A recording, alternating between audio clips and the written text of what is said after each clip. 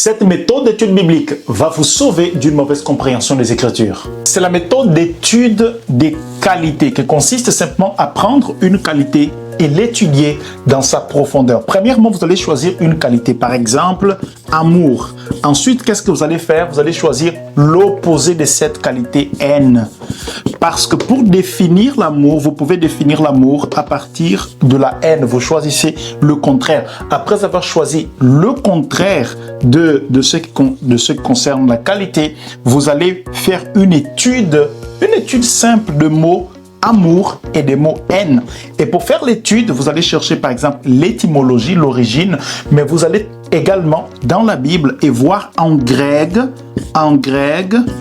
et en hébreu qu'est-ce que ces deux mots-là veulent dire. Il se pourrait que vous ne trouviez pas la qualité que vous êtes en train d'étudier en grec ou en hébreu, mais vous faites une étude étymologique pour définir, pour comprendre réellement le mot. Mais en plus de faire une étude étymologique et aller en grec et en hébreu, vous pouvez également juste prendre un dictionnaire et voir la définition de l'amour et la haine. Ensuite, vous allez chercher dans la Bible les personnages bibliques qui ont, par exemple, cette qualité. Pour l'amour, vous allez par exemple prendre Jésus, qui a beaucoup manifesté la compassion, et vous faites une étude de ce personnage, le personnage Jésus, pour savoir comment est-ce que cette qualité s'est exprimée dans sa vie. Vous avez choisi votre qualité, vous avez vu l'opposé, vous avez choisi le personnage. Ensuite, vous allez chercher plusieurs, ce qu'on appelle versets parallèles.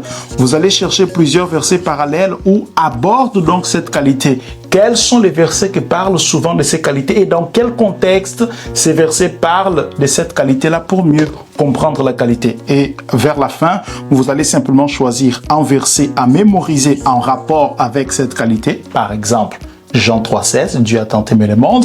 Vous allez choisir un verset pour mémoriser et pour finir, vous allez chercher une situation où vous allez simplement appliquer cette qualité. Ça peut être dans la famille, dans les études, ça peut être dans votre ministère. Donc, voici rapidement en ce qui concerne l'étude des qualités que je pense que c'est une méthode d'étudier la Bible qui réellement peut faire une différence dans la manière de comprendre les Écritures. Dites-moi dans le commentaire si vous voulez connaître d'autres méthodes d'étude de la Bible et actuellement, ma formation Le Monde de la Bible est ouverte. Écrivez-moi si vous êtes intéressé car là, je partage toutes les méthodes pour étudier les Écritures.